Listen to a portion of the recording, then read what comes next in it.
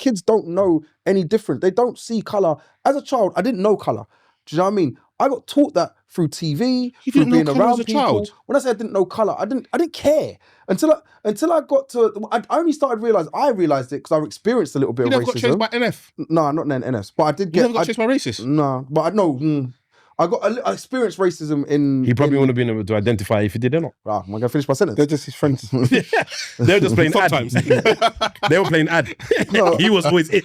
No, You but can, what- you no, can play football. No, but that's the funniest thing is when I was younger, this is the type what of thing unified. I started to experience. And I experienced some of it, and then and I started seeing programs, and I started obviously talking to other people, and it's like, So I was like, all right, then cool, innit? So then I started to segregate because it just became a part of the culture. Like, I'm talking to you like, so then and then you educate me and said, you don't know about Malcolm X. Well, what about Malcolm X? All right, educate me. And then you've educated me like, oh, all right, see, now I know.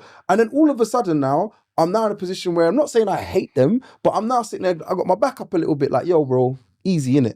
Steve, you don't need to be so, it's cool, bro. I'm gonna go hang around with Rain Man. You know what I mean? Because he's a bad man out here and you're not.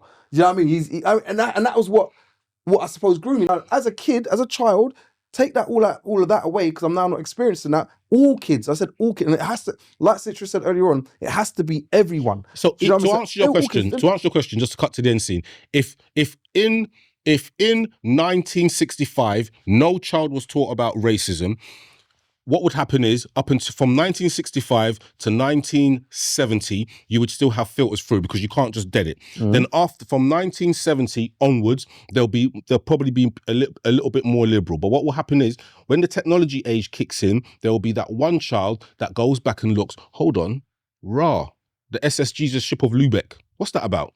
That's the history. The history, whether So you're we saying like it seeps through. it has to seep through because you can't say Buckingham Palace. How was Buckingham Palace built? You have to be able to go back into the history books to say why Buckingham Palace was built. Some of the castles that you're talking about, they're going to be these big structures. How were the pyramids built? So again, How were the pyramids built? by aliens. Who built it? By aliens. How do you know that? Because I know. Next. What's your next? Because you know. What's your next point? My point was what you just said. Yeah. All right, you said, one second, Citrus, you just said that the history has to keep on going so people would always know it will seep through. But there's a point in history, like the pyramids, we don't know that. We believe that, or we got little theories to it and whatever, but we now don't know because I've deleted that piece of history. It's gone. So we don't know. Right, so I'm going to jump in at this point. Can we finally stop blaming white people? I was enjoying Here the is the aliens yes thing. argument. White people bear responsibilities because of the historical legacy. Britain's wealth was built on slavery and colonialism, where white elites exploited black people. These injustices created a deep inequality that is still visible today. Yes, number 2, institutional racism. Think of the Metropolitan Police. Number 3, economic inequality. Black workers in general earn less than their white counterparts. 4, culture control. White dominated media perpetuate stereotype that underrepresent black achievements. So if you think of black achievements, we think of 2 areas, sport and music. Yeah? Number 5, ongoing discrimination, where job application, housing or healthcare, black people constantly face bias. It is still fact that black women are 2.4 or 2.5 times more likely to die in childbirth than their white counterparts. This was the for argument. The against argument. No, solely white people are not responsible. There are personal agency matters. Basically, there are responsibilities that black people themselves need to take upon to make a difference, to make a change. Ownership. Take ownership, yeah. Progress has made Black Britain a lazy Britain. We now have MPs, entrepreneurs, and cultural leaders that are not doing enough. Number 3, multiple cases of inequality. Poverty, class, immigration struggles, and global economics also affect outcomes. Not all white people benefit or have benefited from the slave trade. Number 5, focus on solutions, not on blame. this comes back down to Buddy's kumbaya point. Now, the reason why I wanted to read all of this out, to trigger any further conversation, I'm going to open for 5 more minutes, and then we're going to move over to our next section. I want to respond to Buddy. So this utopia that you know eloquently put forward would be perfect. It's what every person of color would wake up tomorrow and have in their life. However, I think there's one thing you're missing. If you look at it as in the animal kingdom, one is a predator and one is the prey. You can't tell the prey to stop fearing and stop learning how to hide and protect yourself until the predator stops hunting. Take that as you want, and if you need a couple minutes to think about it. No, but are we still being hunted the way we was hunted before? Yeah, in a different way. But he just read it out, brother.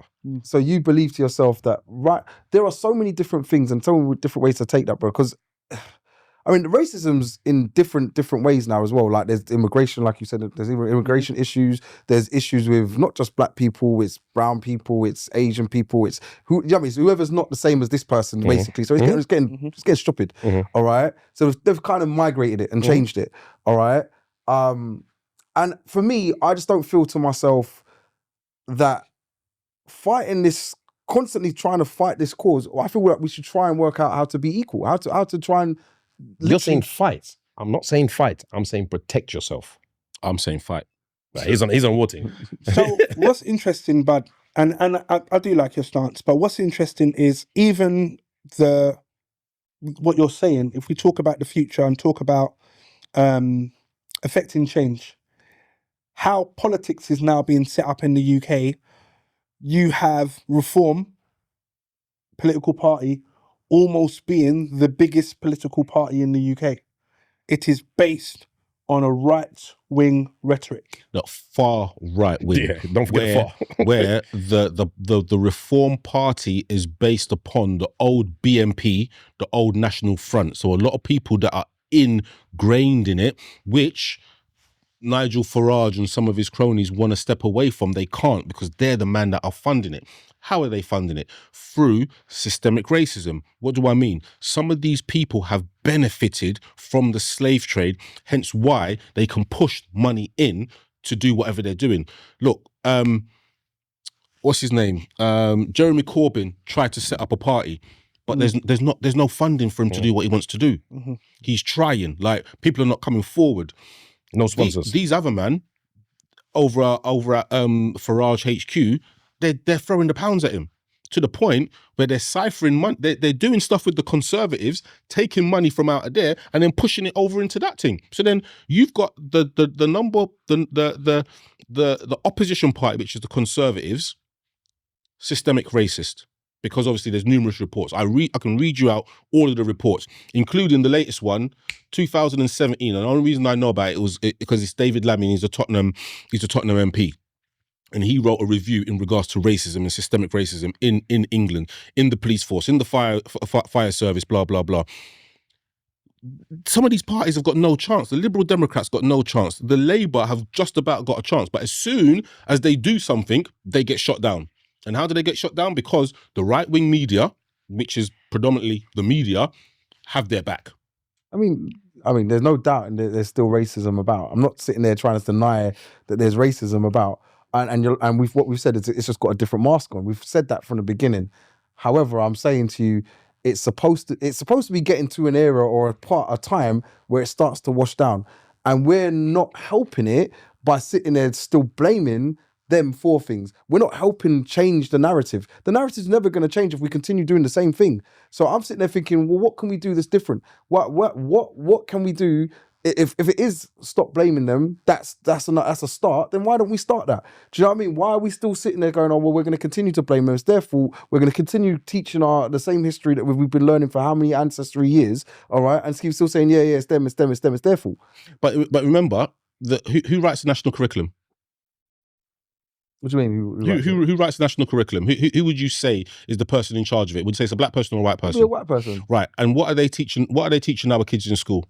Still, black triangle. What you say, Black triangle. Yeah, go on. So that is one facet of slavery. They don't teach you about the uprisings. They don't teach you about the food and where jerk came from, for example. They teach you about that for a reason. The reason why is because it's systemic racism. but then and unfortunately, I don't believe that you understand what systemic racism is. But then- hence why you want this utopia. No, but then do things differently. So even what you just said, you said, "Oh, who does the curriculum?" Oh, it's a white person. And why doesn't someone turn and say, "So if you know what I'm going to do, instead of trying to conquer it with my fists, or trying to conquer it with uprisings of people and whatever else, not, I'm going to get myself into government, or I'm going to get myself into enough of us are going to try and get into not just one person, because one person will do it, and it doesn't make a difference. We need a movement. We need a movement. So we tell us, well, let's make the movement then, right?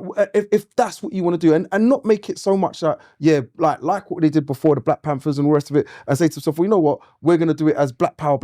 Let's do it as the utopia, Buddy's utopia, if you like. All right, and we're going to sit there and say, Who made you king, bro? I'm going to do it.